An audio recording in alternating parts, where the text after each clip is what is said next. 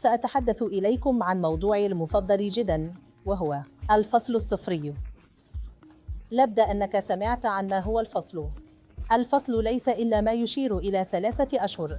بشكل عام يقال إن الحمل يستمر 9 أشهر أو 3 فصول، لكنني سأتحدث إليكم عن الفصل الصفري، وهو الوقت قبل حدوث الحمل الفعلي.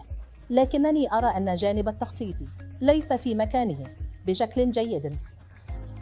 90% من حالات الحمل في العالم غير مخططة، وتضيع فرصة كبيرة لمنع بعض المشاكل وخلق جو جميل والاستمتاع بكامل عملية التخطيط للحمل والمرور بالعملية السعلية والولادة والرضاعة الطبيعية وما إلى ذلك.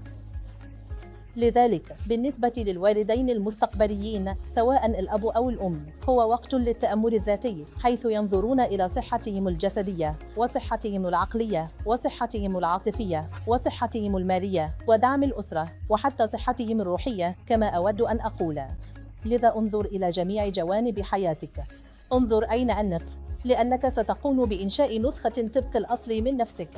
لذلك إذا كنت في أفضل حال، بالتأكيد النسل الذي ستخلقه سيكون الأفضل، وأنا متأكد أن كل والد يريد أن يقدم الأفضل لطفله. إذن عن ماذا أتحدث عندما أتحدث عن الجانب الجسدي؟ إنها طاقتك، إنها الطعام الذي تأكله، إنها الأفكار التي تستهلكها، إنها الأفلام التي تشاهدها، الأغاني التي تسمعها، الكتب التي تقرأها، الأشخاص الذين تختلط بهم، كل شيء.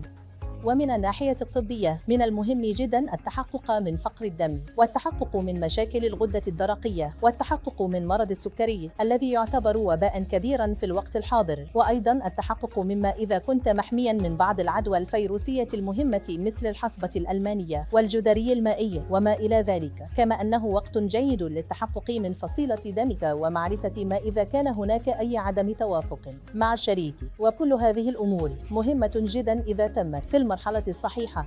وتناول مكملات حمض الفوليك وفيتامين B12 قبل محاولة الحمل يساعد في منع الكثير من العيوب الخلقية في الطفل، خاصة عيوب الأنبوب العصبي.